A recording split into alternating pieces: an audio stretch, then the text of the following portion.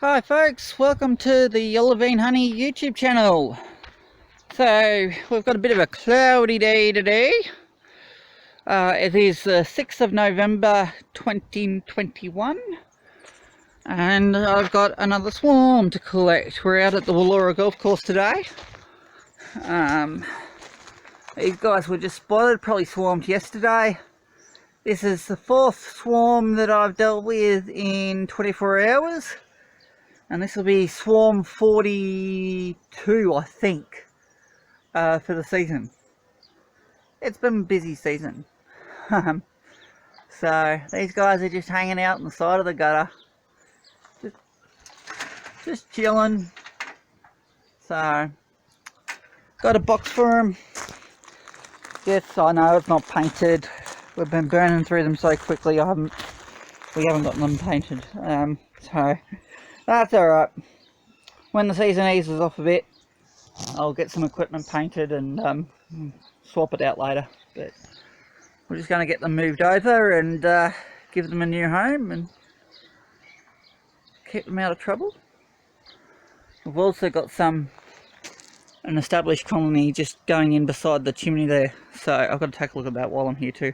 They've already asked me to remove it and quote it for them, give a quote for them and remove it. So we haven't really been doing removals lately. We've been too busy chasing swarms that are getting into people's houses and that. So these guys aren't causing too much of an issue, but obviously they just want them out of the way, you know, because they've got golfers here over the next few days. So, you know, these guys have been here long enough, you know, they're not causing any trouble. They're sort of out of the way, and that for now, so they can wait. But these guys obviously need a new home and that, so before they set up anywhere else, we're going to get them into the box. So keep watching.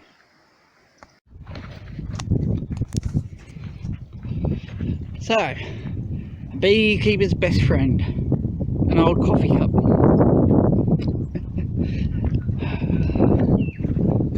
Actually, the truth is, the coffee that was in the coffee cup is a beekeeper's best friend. Second best friend is the coffee cup itself. So, I'll show you what I'm going to do.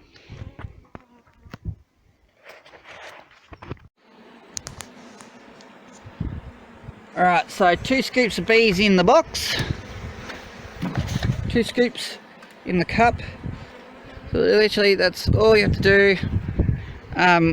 2 scoops and everybody was already marching in. So right now we've got the bee march going on. We're just going to give them a little bit of encouragement, just to keep things moving. So literally that's all you have to do, is just scoop them in. And in one of those scoops, Miss Queen is going to be in there. And I'm pretty sure she was like in the first or second scoop that we had, because they started marching in right away.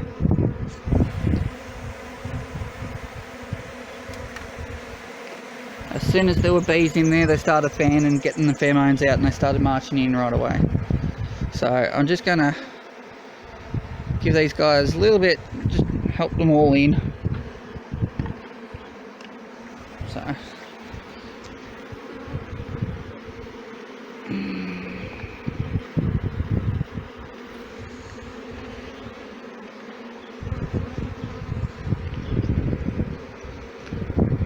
it's a good size swarm, this.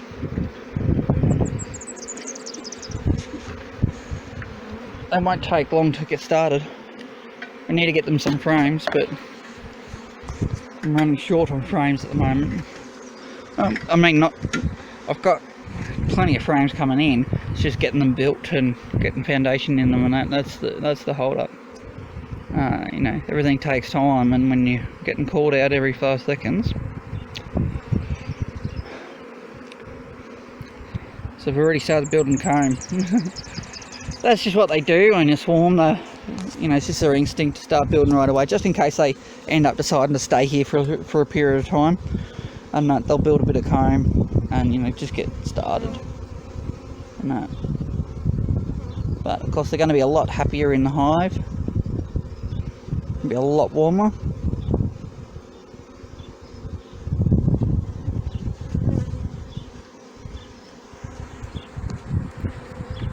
Come on guys, it's gonna rain. Come on, it's gonna rain. I might get their lid on. This is how I try to work. One hand for the ladder, the other hand for the equipment. Obviously right now, the equipment that I'm holding is the camera.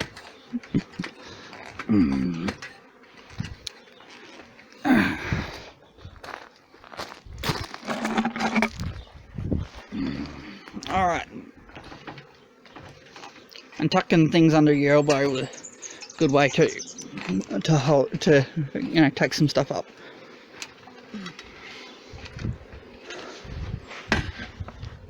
Oh.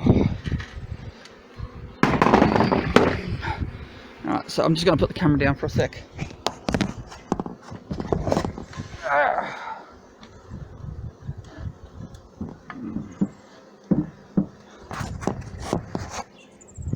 Alright, here we go. So we've got it on an angle, as you can see. And all we're going to do is gently push it up and straight. And that way, as we do, everybody's going to sort of shift their bums out of the way. I might grab a ratchet strap from the car in a moment too.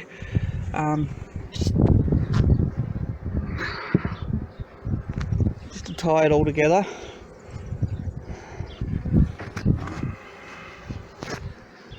Yeah, that's the problem with using ventilated lids when doing a swarm.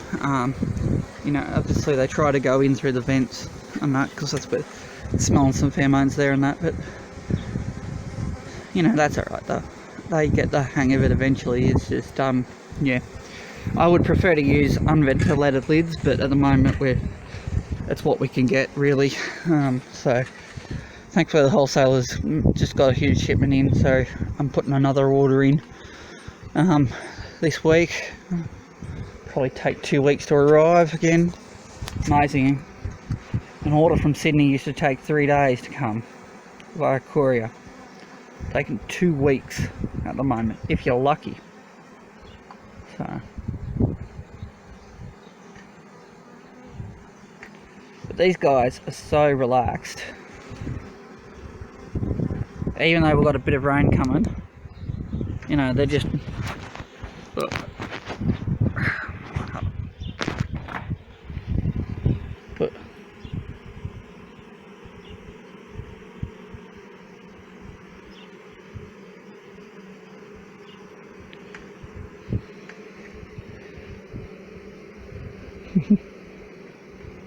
you see they're actually fanning their wings.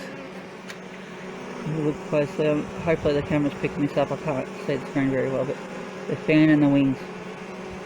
They're just fanning out the pheromones, giving the chemical signals so everybody knows where to go. We shouldn't have too much of a cluster sitting underneath that entrance. No, everybody's moving in. So I'm going to leave these guys until tonight, that way we get everybody settled in, and I'll pop out tonight and pick them up. So. It's gonna rain, guys, you better get everybody in. Hey? Yeah, you don't want to get too wet. Gonna pour down soon. Hey? The question I get asked most of the time is what breed they are, what species they are. These are a hybrid between Western European and Italian bloodlines. So the reason I can tell the Italian is the Italians have orange in there, and I won't move the hand too quickly because it will sort of irritate them a little bit. But you see the orange, so the more orange they have, the more towards the Italian bloodline they are. And you also see some of the girls like this one, they're quite dark and that. But they do have the brown hairs and brown middle section, so they are the Western European line and that. So they have both a Western European dad and a Western European mum. Here we go, we've got one of our beautiful boys here, and he's a Western European too, one of our lovely little boys. And the rain's starting, so one of our lovely little boys is coming. and he might be feeling a bit weak. He's not looking too energetic, so that's alright. So I've seen some literature and some people say that swarms don't have, males don't go to swarms. Absolute crap. That's a male bee right there. That's a male bee right there. I know they will keep. Males are obviously bigger, and in he goes. Obviously bigger, so they have more body heat, and they help maintain the hive temperature. I've seen them help collect food as well. They've got a little puddle of food. They'll help collect water. They go out, they'll help collect water for the hive and bring it back. They'll help maintain the hive too. And I've actually seen them working with a bit of comb and helping to work clean, keep things clean, and that. They are obviously strong-bodied, you know, big bees, and you know, if the girls are having a bit of trouble dragging a dead body out, then you know, one of the boys will come in and they can help out. And that, so they do a lot more than just mating, just there for mating, and that they do help out in the hive. And I know conventional wisdom says that, oh, they're only there for mating, and that it's absolute crap. It's not what I've seen. It's certainly not what happens in the real world. You know, that may be what some scientists in the lab thinks, but this is reality. This is what happens in the real world, and this is what we see in the real world. And that, so the three main species of bee that we use in Australia for honey production, the three species we use, are the Russians, to a lesser extent, Italians and Western Europeans. And obviously, most of the hives you'll come across these days are some sort of variation between the two bloodlines. You know, they're not pure blood, but there's some you know, hybrid between the three bloodlines. These guys, I'm not seeing any Russian in them. I don't see a huge amount of Russian genetics, but Russians tend to be very, very black, and they don't have the brown torso. So you'll see on some of these darker girls there.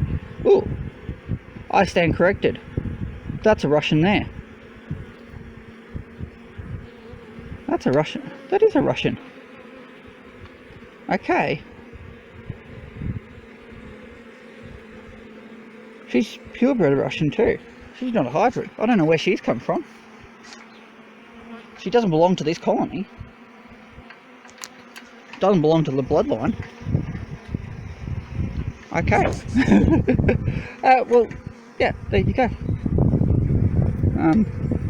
Here I am talking crap. We just had a Russian show up.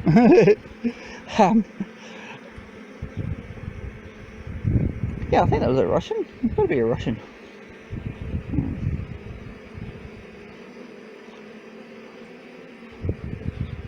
But yeah, so the Western European have the brown torso and hairy bodies. Russians tend to be fairly bald and black all over. And you see even on the darker girls, they've still got quite a bit of brown in them. And that. So. And you'll notice these girls are so beautiful. I'm not even wearing my gloves. Here I am talking about them, and I'm not even wearing my gloves right now. And they have no problem with me whatsoever. I know. And of course, the weather's not the best to be working with them. So, I'm seeing this a lot this year. We've got a lot of good genetics out there, and the bees are just so relaxed and. So, look at that comb. It already started. Like, no doubt they swarmed yesterday, and you know that's what they've done so far. So. Alright, I'm going to end it there. I'll get a ratchet strap on these girls, and yeah, it's a short video today, but I just wanted to show you a swarm and how we do it. And in some cases, obviously, this is not what we do for every job, every swarm job. Some of them, they're hanging out on a tree branch, so if they were hanging out on a tree branch, we could sit the box underneath them and just literally drop them in and that. But pretty much all you have to do for a swarm is show them the hive, give them a nice warm box to move into, show them that box, and they'll move right in. And that's all they want, just a nice warm home that's comfy and that, and they can start working in. And all you have to do is show them the box and they'll move in. So occasionally you'll get a flighty queen and decides, no, I don't like this, and she'll nick off, and the girls will follow her and that. But the girls generally go under protest, so to speak. They're keen on the box, but Queenie, I've seen sometimes Queenie just like, no, I don't like this spot, I'm going to go elsewhere. And, you know, the girls are like, well, you know, this is a good spot, but they have to follow the Queen, so, you know, that's just what it is. But these guys seem quite comfortable with this box, so I don't think they're going anywhere. Not until I move them anyway. They're just going to spend the rest of the day getting settled in their box. Alright, we'll leave them to it.